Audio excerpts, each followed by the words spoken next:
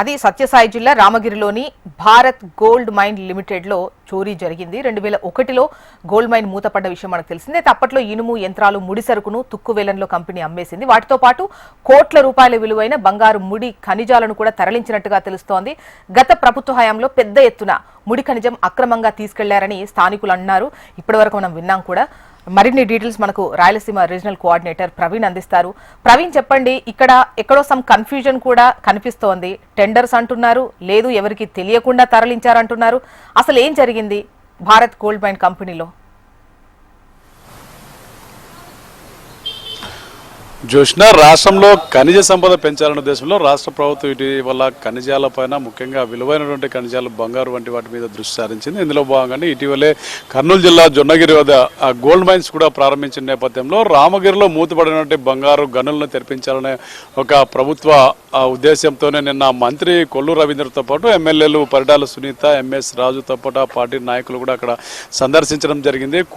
ఏదైతే gold mine పునః ప్రారంభించాలన్న ఉద్దేశంతో అప్పట్లో ఏదైతే 2014లో కూడా ఎన్డీఏ గవర్నమెంట్ చర్యలు చేపట్టింది. ఆ తర్వాత వైఎస్ఆర్సీపీ వచ్చిన తర్వాత దాని గురించి పట్టించుకున్న దాఖలాలు. తర్వాత తాజాగా జొన్నగిరి మైన్స్ ప్రారంభమైన తర్వాత అంతకంటే ఎక్కువ బంగారు నిక్షేపాలు ఇక్కడ రామగిరి పరిసర ప్రాంతాల్లో ఉన్నాయని చెప్పి ప్రభుత్వం గుర్తించిన నేపథ్యంలో 3 చోట్ల రాష్ట్రంలో ఈ గనులు ఉన్నాయని చెప్పి ప్రభుత్వం గుర్తించిందని చెప్పి మంత్రి కూడా చెప్తున్నారు. అదే ఈ నేపథ్యంలోనే బంగారు గని తెరిపించేందుకు ప్రభుత్వం చేస్తున్న చర్యల భాగంగా నిన్న రామగిరిని ఆయన సందర్శించడం జరిగింది.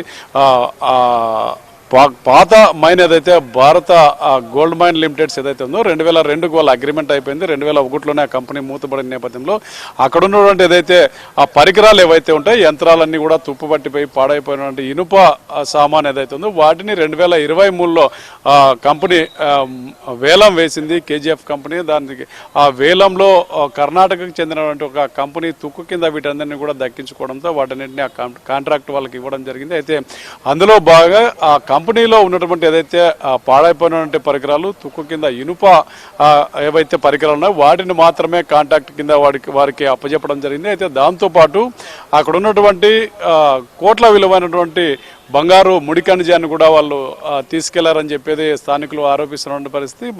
అప్పట్లో మంత్రిగా ఉన్నటువంటి పరిటాల సునీత అప్పుడు నేను చూసిన దానికి ఇప్పుడు ఉన్నటువంటి మైన్కి అసలు పొంతలేదని కూడా ఆమె ఆశ్చర్యం వ్యక్తం చేయడం జరిగింది. అయితే అక్కడ ఉన్నటువంటి ముడి ఖనిజం ఏదైతే ఉందో అది బంగారు తీసేందుకు ఏదైతే ఆ తవ్వకాలు చేపట్టినటువంటి మట్టి ఏదైతే ఉందో పెద్ద ఎత్తున దాదాపు 1000 టిప్పర్లకు పైగా ఇక్కడి నుంచి తరలించారని చెప్పి ప్రధానంగా స్థానికులు ఆరోపిస్తున్నారు. అదేవిధంగా అక్కడ ఉన్నటువంటి శాసనసభ్యురాలు పరిటాల సునీత కూడా నిన్న మంత్రి దృష్టికి తీసుకెళ్లింది. అక్కడ తరలించిన ప్రాంతాన్ని కూడా మంత్రికి చూపించడం జరిగింది. దీని మీద ఏదైతే ఈ మట్టితో పాటు ఆ మైన్ లో ఉన్నటువంటి కలప ఏదైతే ఉందో పెద్ద ఎత్తున అంతా కూడా అక్రమంగా విక్రయించారనేది స్థానికులు ఆరోపిస్తున్నారు. అదేవిధంగా అక్కడ ఉన్నటువంటి రాళ్లు కూడా, విలువైన రాళ్లను కూడా ఇతర ప్రాంతాలకు తరలించారని చెప్పి స్థానికులు మంత్రికి ఫిర్యాదు చేశారు. దీని మీద మంత్రి సీరియస్ గా తీసుకుని అధికారులకు ఆదేశాలు ఇచ్చారు. దీని మీద పూర్తి స్థాయిలో ఎంక్వైరీ చేయాలని చెప్పి కూడా ఆదేశాలు ఇచ్చారు. అయితే అప్పట్లో ఉన్నటువంటి పోలీసు అధికారులతో పాటు రాజకీయ నాయకుల ఒత్తిడి కూడా అక్కడ పనిచేసింది. స్థానికులు అడ్డుకునే ప్రయత్నం చేసి అక్కడ ఉన్నటువంటి పోలీసుల ద్వారా వాళ్ళని కట్టడి చేశారు. ఏం చేయలేని పరిస్థితుల్లో అక్కడ ఉన్నటువంటి దాంట్లో పనిచేసినటువంటి కార్మికులు కూడా అన్ని తెలిసి కూడా మిన్నుకుండిపోయారని చెప్పి నిన్న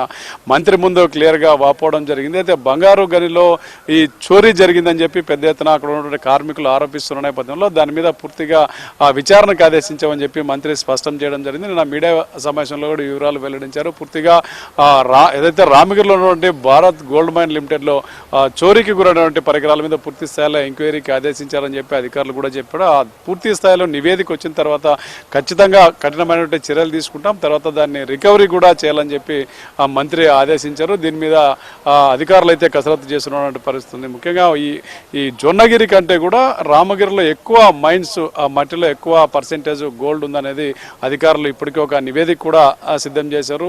ఆ జొన్నగిరిలో ఒక టన్నుకు 1 గ్రాము వస్తే ఇక్కడ 1 టన్నుకు 4 గ్రాముల బంగారం కూడా ఇక్కడ ఉంది. అది 6.5 కూడా పెరిగే అవకాశం ఉందని చెప్పి అధికారులు నివేదిక నేపథ్యంలో అక్కడ ఉన్నటువంటి మట్టి చాలా వాల్యుబుల్, కోట్ల రూపాయల విలువైన మట్టి అని చెప్పి కూడా ఆ మంత్రి నోటీస్కి తీసుకొచ్చారు. దీని మీదే సమగ్రమైన విచారణ కూడా ఆ గనుల శాఖ మంత్రి కొల్లు రవీంద్ర ఆదేశాలు ఇచ్చారు.